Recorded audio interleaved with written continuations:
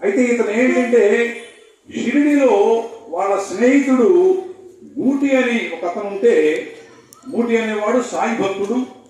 అతను చాలా కోటీశ్వరుడు, సాయి దయ కోటీశ్వరుడు అయిపోయాడు. వ్యాపారంలో ఎంతో సంపాదించుకొని బాబా దగ్గరికి వచ్చి అప్పుడు 4 రోజులు 5 రోజులు వారం ఉంటుండేవాడు బూటి.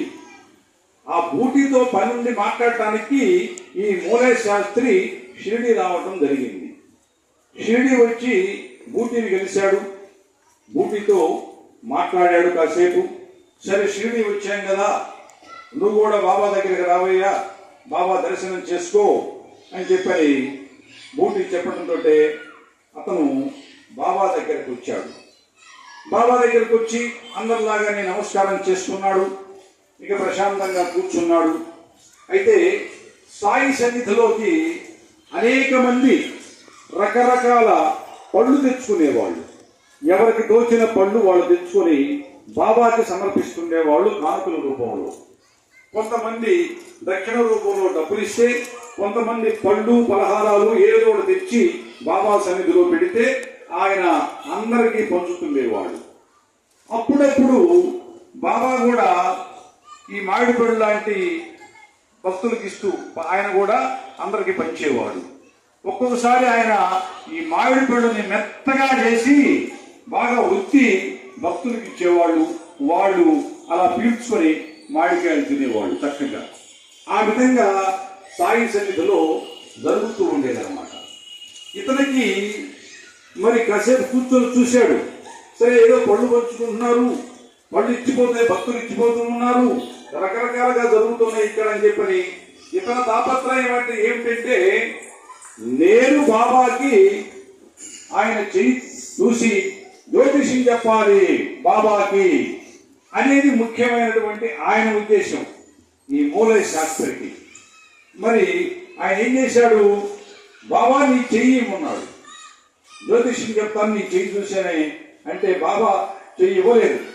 ఇతను ఏదో చెప్పి మాట్లాడుతున్నాళ్ళే, వాస్తవానికి బాబాకి జ్యోతిష్యంతో అవసరం ఏముంది? ఆయనే ఒక మహాత్ముడు, మహనీయుడు, ఒక సద్గురువు, జగద్గురువు, అవతార పురుషుడు, సాయినాథుడు. ఆయనకి జ్యోతిష్యంతో పనే ఉంది. బాబా పట్టించుకోలేదు.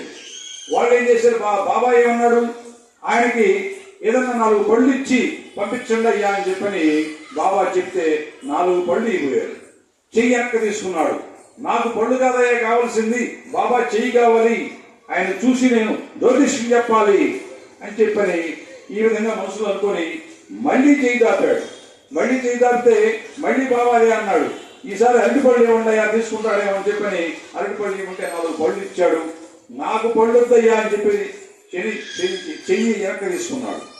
తీసుకొని ఇక కాసేపు కూర్చొని బాబాకి ఏదో ఇష్టం లేనట్టుంది జ్యోతిష్యం చెప్పించుకోవటము, నేనేమో పట్టుదలగా ఆయన జ్యోతిష్యం చెప్పాలని నేను అనుకుంటే నాకు ఆయన చెయ్యి ఇవ్వటం లేదు ఇవాళ, సరే రేపు చూద్దాం అని చెప్పని అతను నివసించే ఉండేటువంటి వీధికి వెళ్ళిపోయి అక్కడ వాడలో రూము ఒకటి తీసుకున్నాడు. ఆ రూములో ఉన్నాడు. ఉన్న తర్వాత ఆయన ఏం చేశాడు, ఈ బ్రాహ్మణులు సహజంగా పండితులు అనేక మంది వాళ్ళ ఆచారం ప్రకారం కూడా చక్కగా స్నానం చేసి మడిగట్టుకొని పూజా కార్యక్రమాలు చేసుకుంటారు. మరుసటి రోజు వృద్ధుల్ని ఆయన లేచి స్నానం చేసుకున్నాడు, మడిగట్టుకున్నాడు, పూజ చేయబోతున్నాడు. ఇంతలో ఏం జరిగిందంటే సాయినాథుడు ఏం చేశాడు, ఈ బూటికి నువ్వు వెళ్ళి ఆ మూలే శాస్త్రి పిలుచుకొని రావయ్యా నా దగ్గరికి అని చెప్పి అన్నాడు. అప్పుడు బూటి వెళ్ళి చెప్పాడు, ఇట్లా బాబా నిన్ను రమ్ముతున్నాడు సాయి సన్నిధికి, ఆయన దగ్గరికి రమ్ముతున్నాడు అని చెప్పానంటే, నేను స్నానం చేశాను, మడిగట్టుకున్నాను, పూజ కాలేదు. ఇంకొకటి ఏం చెప్పాడంటే, బాబా అతని దగ్గరికి వెళ్ళినప్పుడు దక్షిణ కూడా అడిగి తీసుకుని రా నాకని చెప్పి అన్నాడు. నిన్ను బాబా దక్షిణ అడిగాడయ్యా అని చెప్పని ఈ బూటి చెప్పాడు. ఈ మూలే శాస్త్రి, నేను సామాన్యంగా ఎవరికి దక్షిణ ఇవ్వను, నేనే అందరి దగ్గర జ్యోతిష్యం చెప్పి తీసుకుంటాను. ఇవాళేంటి బాబా, నేనేమన్నా నాకు ఆయన ఏమన్నా గురువా, లేకపోతే నేనేమన్నా ఆయన సేవించడానికి వచ్చానా? ఏదో పని నుండి వచ్చాను, ఒకసారి చూసుకోదామంటే మళ్ళీ ఆయన దగ్గరకు వచ్చానే కానీ నేను ఇవ్వాల్సిన అవసరం ఏంటని చెప్పని మనసులో అనుకున్నాడు. అనుకున్న తర్వాత మరి అక్కడ హారతి కార్యక్రమం ప్రారంభమైంది. ఇక బూటి అన్నాడు, ఆ హారతి కార్యక్రమం మొదలైందయ్యా, ఇతను బాబా దగ్గరికి వెళదామని చెప్పానంటే అతను ఇక ఆ మడి మీదనే అలా బాబా సన్నిధికి వచ్చాడు ద్వారకామాయికి. అయితే లోపల కూడా పోకుండా మడి మీద ఉన్నానులే అని చెప్పి కొంచెం బయటనే నిలబడి చూస్తూ ఉన్నాడు. సరే, సాయినాథుడు కూడా అతని వైపు చూశాడు. ఎప్పుడైతే బాబా చూశాడో ఒక్కసారి ఇతను ఆశ్చర్యపోయే విధంగా సాయినాథుడు బదులు అక్కడ వాళ్ళ గురుగారైనటువంటి గోరక్షస్వామి కనిపించాడు బాబా ఉన్న స్థానంలో. ఆశ్చర్యపోయాడు, ఇదేమిటి, ఏనాడు లేనిది ఇక్కడ, మా గురువుగారు ఇక్కడున్నాడేంది, ఆయన ఎప్పుడో చనిపోయి చాలా కాలం అయింది, నేను ఆయన ఉన్నప్పుడు ఆయన సన్నిధికి వెళ్ళి ఎన్నో సేవా కార్యక్రమాలు చేసుకుని ఎంతో దక్షిణ రూపంలో ఆయనకి నేను ఇచ్చేవాడిని. ఇవాళ ఇక్కడ షిరిడీలో నా గురువు కనిపించాడు గోరక్షస్వామి వారు. ఆయన అందుట్లో మామూలు వ్యక్తి కాదు, ఒక సద్బ్రాహ్మణుడు, ఒక వేద పండితుడు, ఆయన ఒక మహిమాన్వితుడు, అంతటి గొప్పవాడు నా గురువు. ఇవాళ ఇక్కడ సాయి సన్నిధిలో కనిపించడం ఏంటి బాబాకు బదులుగా అంటే నేను ఏమన్నా పొరపాటు పడుతున్నానా, లేకపోతే చూడటం ఏమన్నా తేడా వచ్చిందని చెప్పి ఆయన గిల్లుకొని చూశాడు. చూస్తే మామూలుగానే ఉన్న పరిస్థితి. ఆశ్చర్యపోయాడు, ఇందులో సందేహమే లేదు, సాక్షాత్తు ఈ సాయినాథుడు మా గురువు గారు గోరక్షస్వామి అందరి చెప్పని వెళ్ళి గబగబా బాబా పాదాల మీద పడిపోయి ఆయన పాదాలను పట్టుకొని వేడుకుంటున్నాడు. స్వామి, గురుదేవ, గోరక్షస్వామి అని చెప్పని ఆనందపడిపోతున్నాడు అన్నమాట. అప్పుడు బాబా ఆయన్ని దీవిస్తూ ఉన్నాడు. అయితే బాబా ఆ రోజు పొద్దున పూట కొంతమందికి ఏం చెప్పాడు, నేను ఇవాళ కాషాయ వస్త్రాల్లో ఉంటానని చెప్పని కొంతమందికి చెప్తే ఆ కాషాయ వస్త్రాల్లో అందరికీ దర్శనమిచ్చాడు.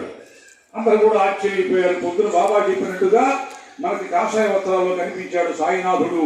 బాబా ముందే ఇది జరుగుతుందని తెలుసు కాబట్టి ఇలా కనిపించాడనే వాళ్ళందరూ కూడా ఆశ్చర్యపోయారు. ఈ మూలే శాస్త్రి ఆనందపడిపోయి సాయినాథుడి యొక్క పాదాలు పట్టుకుని వదలలేదు. అప్పుడు బాబా ఏం చేశాడు, ఏవయ్యా నాకు దక్షిణ ఇవ్వు అని చెప్పిన చేయి దాపాడు బాబా. అప్పుడు మళ్ళీ బాబా అవతారంలో కనిపించాడు. చాలా ఆనందపడిపోయి, అయితే సాక్షాత్తు సాయినాథుడు నేను అనుకున్నట్టు మామూలు వ్యక్తి కాదు, ఒక భగవంతుడేను.